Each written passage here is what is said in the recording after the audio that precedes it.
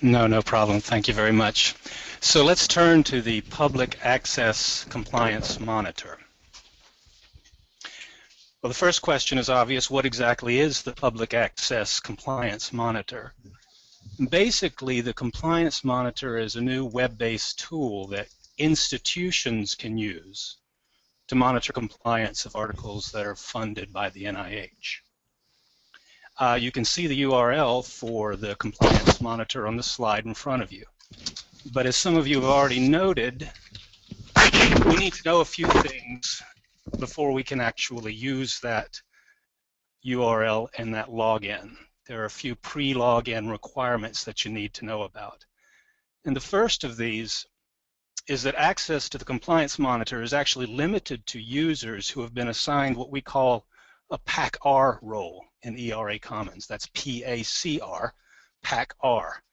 Now, to get that PAC-R role, what you're going to need to do is talk to an administrator at your institution who is authorized to assign roles in ERA Commons. So, for example, let's say you're a librarian who's going to be monitoring, and your institution has an office of sponsored research.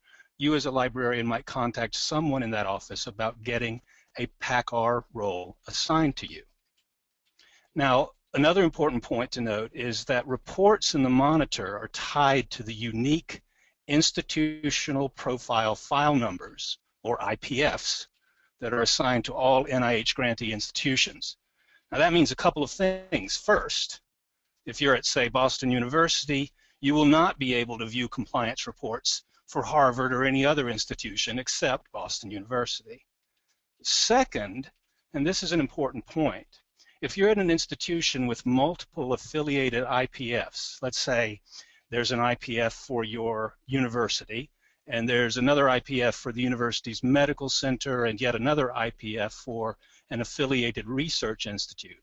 Well, now, if you plan to monitor compliance for all these different IPFs, your administrator is going to need to assign you a PAC-R role for each of them, okay? So let's say you've gotten your PAC-R role. The next step is to log into the system. Based on the username and password that you provide when you log in, you're going to be routed to the institution summary page for the IPF that you're authorized to monitor. So now we're looking actually at one of these institution summary pages.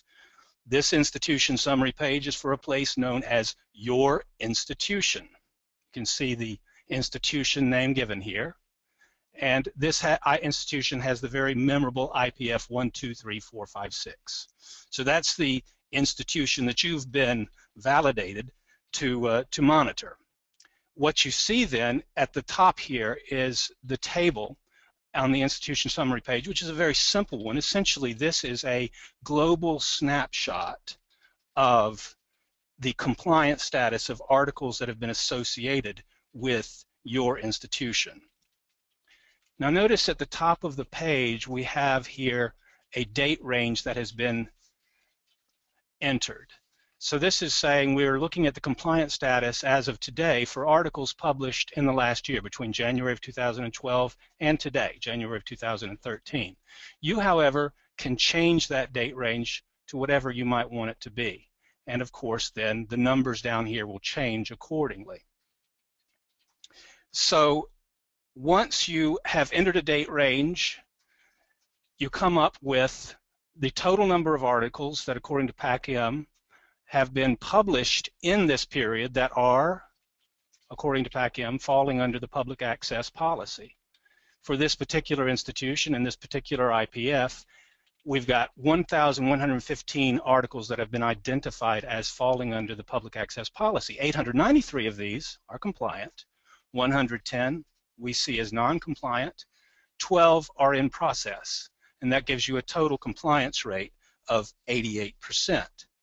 And by the way, when the compliance monitor identifies an article as in process, it basically means that the article has not yet received a PubMed Central ID, that's a PMC ID, but that it does meet two other criteria.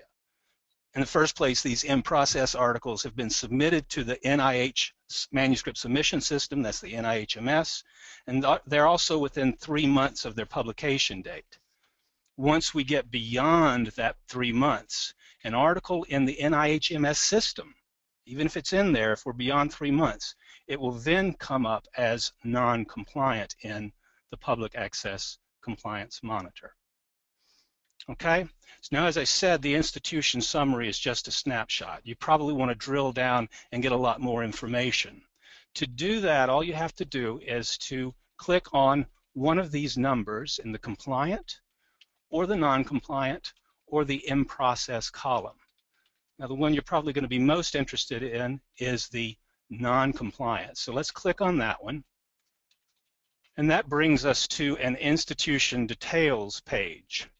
So basically for your institution, the institution we're using here, 1, 2, 3, 4, 5, 6 IPF, we're looking at a page that shows the 110, or at least some of the 110 non-compliant articles for that institution. So let's go to the table and walk through the column heads, and we're going to go left to right. I'll start in the left with the PM ID. That's the PubMed ID for each non-compliant article. Now, all articles in this compliance monitor will have a PM ID. That's because articles don't appear in the compliance monitor until our staff has confirmed a match between a particular NIH grant and an article that has been indexed in PubMed. So you'll see that the PM ID always has a number in it. By contrast, the PMC ID, that is the PubMed Central ID, meaning that the article has been sent to PubMed Central. Well, if an article has a PMC ID, by definition, it's compliant. Now, what are we doing? We're looking at non-compliant articles, so obviously the PMC ID column is going to be empty throughout. Next, we come to the NIH MS ID column, and you see that here some of the articles, some of the articles with PM IDs do have an ID here, and some don't. Well, basically what's going on here is, as probably many of you know, since the final published versions of some articles are deposited directly into PMC by journal publishers, not every paper will have an NIH MS ID. But once a manuscript is deposited into NIH MS, it receives a unique ID. Moving to the right, we see the next column that gives the grant numbers that are associated with the article and are connected to your institution. Now, there may be other grants associated with other institutions that are also connected with this article, but you're not going to see those grants in this table. You're going to see the grants that are associated with your institution. Then you're also going to see the PI names that are associated with each of those grants that have been identified by the monitor as related to the article and your institution. You'll also see the publication date, and then finally to the right you'll see 4 columns that represent the 4 basic stages of the NIH MS process. That's article deposit, initial author approval, tagging, and final approval. Once an article receives final author approval, it's going to move from non-compliant status to compliant status. It's going to get that PMC ID. And in fact, you can see toward the bottom of this table that we've got one article that's almost there to compliance. This article has been tagged, it's been formatted, and it's just awaiting final approval. So it could be that someone at your institution just needs to remind the relevant author or PI to go into NIHMS and give that final approval. So now the next question is, well, what's the best mechanism for passing those kinds of reminders along? Well, let's bounce up to the top of this table, and just above the table we see a link, download as CSV file. That's a very important link, a very important feature. Clicking on that link will download all the information contained in this non-compliant table as an Excel worksheet. So let's go ahead and learn a little bit about this file. In fact, it's going to give you even additional information from what you saw on the table. It's going to give you article title, journal and publisher, first name, first author on the article, that author's affiliation, and it's also going to give you something that the column in the CSV file in the Excel sheet will be called NIHMS person. That's the name of the individual who is currently responsible for the manuscript in NIHMS. In other words, that would probably be the person who needs that gentle reminder that, hey, your article's almost through, you just need to give your final approval. Now, a couple of things you can do with this CSV file, apart from just educating yourself, is you can first sort by PI to create the kind of report that you can then give to each individual PI at your institution, and that PI will then have all the information he or she needs to follow up on compliance issues. And as we just suggested, you can use the NIHMS person column to identify authors and individuals who may need that gentle reminder that their manuscripts are stalled in NIHMS.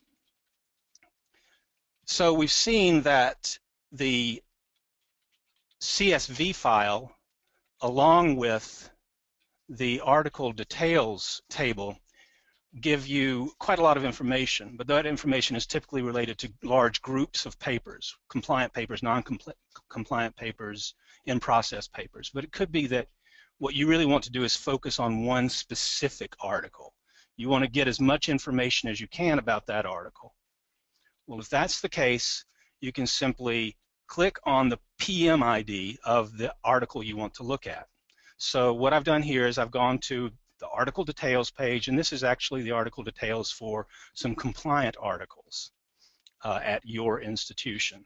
And you can see the arrow there. That's the article we're interested in, that PM ID. So if I click on that PM ID, it will take me to an article details page.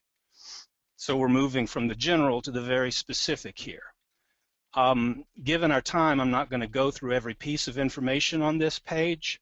Just suffice it to say that this page offers a comprehensive picture of each article.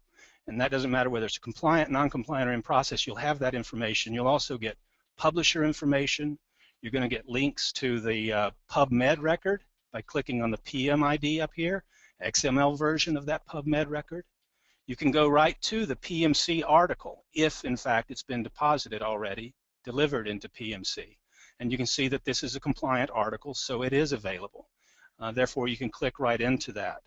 Notice also that the grants down here are grants not only for one institution, your institution, but you can see the grants for other institutions that have been associated with the specific article as well.